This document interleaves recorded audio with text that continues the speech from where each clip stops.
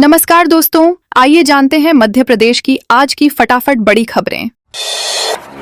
4 lakh pensioners को समय पर मिलेगी महंगाई राहत। मध्य प्रदेश के करीब 4 लाख पेंशनर्स के लिए बड़ी राहत की खबर है। अब केंद्र सरकार जैसे ही महंगाई राहत बढ़ाएगी, मध्य प्रदेश सरकार उसे छत्तीसगढ़ की सहमति का इंतजार किए बिना लागू कर सकेगी। इससे वर्षों से चली आ रही देरी खत्म होगी और पेंशनर्स को समय पर बढ़ी हुई महंगाई राहत का लाभ मिलेगा। यह बदलाव मध्य प्रदेश और छत्तीसगढ़ सरकारों की आपसी सहमति से लागू किया गया है। अब दोनों राज्य केंद्र सरकार के फैसले के बाद अपने अपने स्तर पर डीआर घोषित कर भुगतान कर सकेंगे। नई व्यवस्था तत्काल प्रभाव से लागू हो गई है, जिससे हजारों पेंशनर्स को समय पर आर्थिक राहत मिलेगी।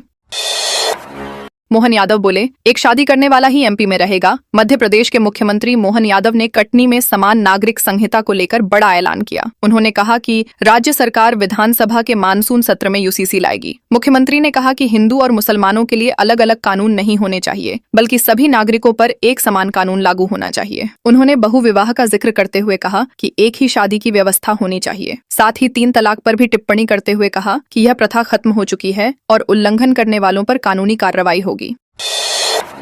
पुलिस की मौजूदगी में रेत माफिया ने की फायरिंग। ग्वालियर जिले के टेकनपुर में शुक्रवार रात रेत माफिया ने पुलिस की मौजूदगी में रेत कंपनी के कर्मचारियों पर फायरिंग कर दी। घटना का वीडियो भी सामने आया है, जिसके बाद मामले ने तूल पकड़ लिया है। पुलिस ने 5 आरोपियों के खिलाफ मामला दर्ज कर शायदसियर जांच शुरू कर दी है। RSI stone world private limited के चेक पोस्ट पर कर्मचारियों ने रेत से भरे ट्रैक्टर को रोकने का प्रयास किया था, जिसके बाद विवाद बढ़ गया। आरोप है कि इसके बाद बदमाशों ने फायरिंग कर दहशत फैला दी। पुलिस आरोपियों की तलाश में जुटी है और पूरे घटनाक्रम की जांच कर रही है। मौलाना ने श्री कृष्ण को नमाजी बताया। धीरेन्द्र शास्त्री बोले, घर वापसी करो। भगवान श्री कृष्ण को लेकर यूपी के मौलाना जर्जिस अंसारी के बयान पर बागेश्वर धाम के पंडित धीरेन्द्र कृष्ण शास्त्री ने तीखी प्रतिक्रिया दी है। हैदराबाद में चल रही हनुमत कथा के दौरान उन्होंने कहा कि हर धर्म को अपनी आस्था तक सीमित रहना चाहिए और दूसरे धर्म की मान्यताओं पर टिप्पणी नहीं करनी चाहिए। उन्होंने मौलाना को घर वापसी की सलाह देते हुए कहा कि यदि दोबारा ऐसा बयान दिया गया तो उनके घर के बाहर भगवद गीता का पाठ करेंगे। इस बयान के बाद धार्मिक और राजनीतिक हलकों में बहस तेज हो गई है।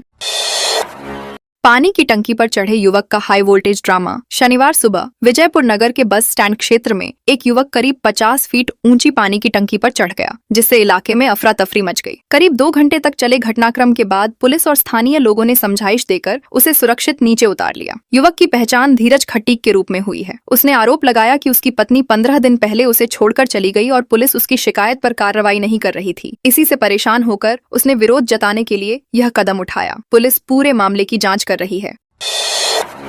बुनियादी सुविधाओं से कोसों दूर हैं स्लीमनाबाद टनल के विस्थापित। कटनी की स्लीमनाबाद टनल परियोजना के लिए 3 साल पहले विस्थापित किए गए मोहड़ापुरा के आदिवासी परिवार आज भी बुनियादी सुविधाओं के लिए संघर्ष कर रहे हैं। इन्हें मूल गांव से 5 किलोमीटर दूर पुनर्वास स्थल पर बसाया गया, लेकिन वहां बिजली, सड़क, पेयजल और अन्य जरूरी सुविधाएं उपलब्ध नहीं है। प्रभावित परिवारों का कहना है कि उन्होंने विकास परियोजना के लिए अपनी पुश्तैनी जमीन, घर और सांस्कृतिक पहचान छोड़ दी, लेकिन बदले में उन्हें बेहतर पुनर्वास नहीं मिला। प्रशासनिक रिकॉर्ड में इसे पुनर्वास स्थल बताया गया है।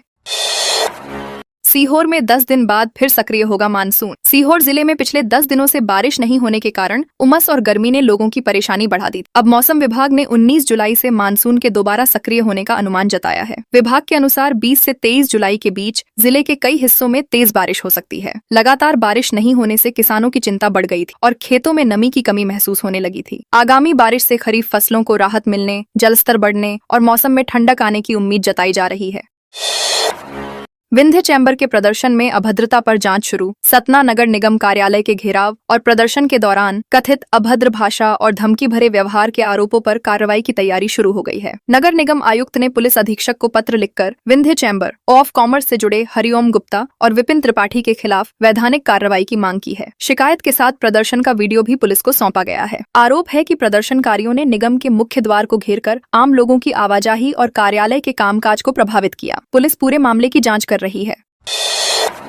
रायसेन में 18 जुलाई तक नहीं हुई बारिश, नदी नाले सूखे। रायसेन जिले में कमजोर मानसून के कारण जुलाई का आधा महीना बीतने के बाद भी कई नदी नाले और छोटी नदियां सूखी पड़ी हैं। पिछले करीब 18 दिनों से अच्छी बारिश नहीं होने से खरीफ फसलों की बोवनी प्रभावित हुई है और धान के खेतों में नमी की कमी से दरारें पड़ने लगी हैं। किसान अच्छी बारिश का बेसब्री से इंतजार कर रहे हैं। बढ़ते तापमान और उमस ने लोगों की परेशानी भी बढ़ा दी है। मौसम विभाग से जल्द अच्छी बारिश की उम्मीद जताई जा रही है, जिससे खेती और जल स्रोतों को राहत मिल सकेगी।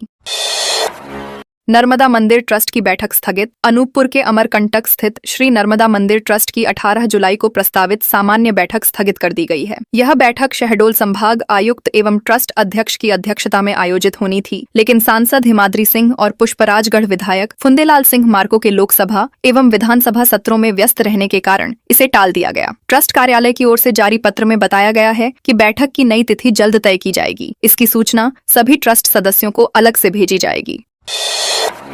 भगवान श्री कृष्ण पर टिप्पणी को लेकर इंदौर में विरोध। इंदौर में भय्यू महाराज की पत्नी डॉक्टर आयुषी देशमुख ने भगवान श्री कृष्ण पर की गई कथित अमर्यादित टिप्पणी को लेकर कड़ी आपत्ति जताई है। उन्होंने कहा कि किसी भी धर्म या आराध्य का अपमान स्वीकार नहीं किया जा सकता और ऐसे मामलों में सख्त कानूनी कार्रवाई होनी चाहिए। आयुषी देशमुख ने संबंधित मौलाना के खिलाफ FIR दर्ज कराने के लिए आवेदन देने की घोषणा की है। उन्होंने कहा कि उनकी संस्था भी इस मामले को लेकर कानूनी प्रक्रिया अपनाएगी ताकि भविष्य में इस तरह की टिप्पणियों पर रोक लगाई जा सके। दतिया उपचुनाव में 2 बैलेट यूनिट से होगा मतदान। दतिया विधानसभा उपचुनाव में नामांकन वापसी की प्रक्रिया पूरी होने के बाद चुनावी तस्वीर साफ हो गई है। अंतिम दिन 2 प्रत्याशियों ने अपने नाम वापस ले लिए, जबकि इससे पहले एक अन्य उम्मीदवार भी मैदान छोड़ चुके थे। अब नोटा सहित कुल 22 उम्मीदवार चुनाव लड़ेंगे। प्रत्याशियों की संख्या अधिक होने के कारण इस बार मतदान के दौरान 2 बैलेट यूनिट का उपयोग किया जाएगा। मतदाताओं को सभी उम्मीदवारों के नाम एक ही यूनिट में नहीं बल्कि 2 अलग अलग बैलेट यूनिट में दिखाई देंगे। अनूपपुर में तार चोरी के 4 आरोपी गिरफ्तार। अनूपपुर जिले के जैतहरी थाना क्षेत्र में 11 kV बिजली लाइन से एल्यूमीनियम तार चोरी करने के मामले में पुलिस ने 4 आरोपियों और एक खरीदार को गिरफ्तार किया है। कार्रवाई के दौरान कुल 337.2 किलोग्राम चोरी का तार जब्त किया गया। पुलिस के अनुसार आरोपियों के कब्जे से 35 किलोग्राम तार और खरीदार के पास से 302 किलोग्राम तार बरामद हुआ। विद्युत वितरण कंपनी की शिकायत के बाद जाँच शुरू की गई थी। पुलिस ने सभी आरोपियों के खिलाफ मामला दर्ज कर आगे की कानूनी कार्रवाई शुरू कर दी है। पहली बार भोपाल पहुंचे आचार्य समय सागर महाराज। पहली बार राजधानी भोपाल पहुंचे आचार्य समय सागर महाराज ससंघ का श्रद्धालुओं ने भव्य स्वागत किया। नागपुर से पदविहार करते हुए वे 20 मुनिराजों के साथ विद्योदय तीर्थ पहुंचे, जहां नवीन जिनालय का शिलान्यास और आचार्य विद्यासागर वाटिका का लोकार्पण किया गया। रविवार को नारायण नगर से विद्योदय तीर्थ तक भव्य शोभा यात्रा निकाली जाएगी। इस अवसर पर आचार्य श्री ने श्रद्धालुओं को संबोधित करते हुए कहा कि धर्म की प्रभावना निर्मल भावनाओं से होती है और शुद्ध भाव ही जीवन को सही दिशा देने के साथ भवबंधन से मुक्ति का मार्ग प्रशस्त करते हैं। रतलाम में 2.90 लाख की MD ड्रग्स जब्त। रतलाम जिले में नशे से दूरी है जरूरी अभियान के तहत जावरा शहर थाना पुलिस ने बड़ी कार्रवाई करते हुए 29.5 ग्राम MD ड्रग्स जब्त की है। अंतर्राष्ट्रीय बाजार में इसकी अनुमानित कीमत करीब 2.90 लाख रुपए बताई गई है। पुलिस ने इस मामले में 2 आरोपियों को गिरफ्तार किया है, जिनमें एक ड्रग्स सप्लायर भी शामिल है। मुखबिर की सूचना पर अजमेरी गेट भीमाखेड़ी चौराहा रोड पर घेराबंदी कर कार्रवाई की गई। पुलिस आरोपियों से पूछताछ कर नशे के नेटवर्क से जुड़े अन्य लोगों की जानकारी जुटा रही है। पुलिस ने अवैध रेत से भरा मिनी ट्रक किया जब्त। शहडोल जिले में अवैध रेत के उत्खनन और परिवहन के खिलाफ चलाए जा रहे अभियान के तहत सिंहपुर थाना पुलिस ने अवैध रेत से भरा एक मिनी ट्रक जब्त किया है। मुखबिर की सूचना पर केलमनिया तिराहे के पास घेराबंदी कर वाहन को रोका गया। जांच के दौरान चालक रेत परिवहन से संबंधित कोई वैध दस्तावेज या रॉयल्टी पर्ची प्रस्तुत नहीं कर सका। इसके बाद पुलिस ने वाहन जब्त कर चालक और वाहन मालिक के खिलाफ मामला दर्ज किया। पुलिस पूरे मामले की जांच कर आगे की कार्रवाई में जुटी हुई है।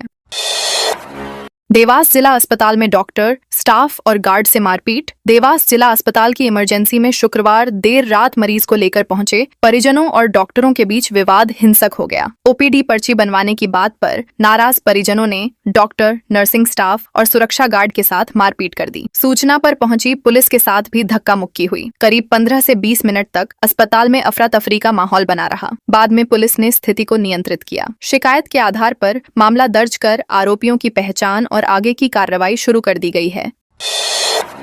2 पुलिस वाहनों से बैटरियां चोरी। मऊगंज जिले के प्रशासनिक परिसर में खड़ी पुलिस की 2 सरकारी गाड़ियों से अज्ञात चोर बैटरियां चोरी कर ले गए। यह घटना कलेक्ट्रेट और पुलिस अधीक्षक कार्यालय के ठीक सामने हुई, जहां 24 घंटे पुलिस की मौजूदगी, CCTV निगरानी और रात्रि गश्त का दावा किया जाता है। चोरों ने एक अन्य वाहन को भी निशाना बनाने की कोशिश की, लेकिन सफल नहीं हो सके। घटना सामने आने के बाद सुरक्षा व्यवस्था पर सवाल खड़े हो गए हैं। पुलिस ने मामला दर्ज कर CCTV फुटेज के आधार पर आरोपियों की तलाश शुरू कर दी है।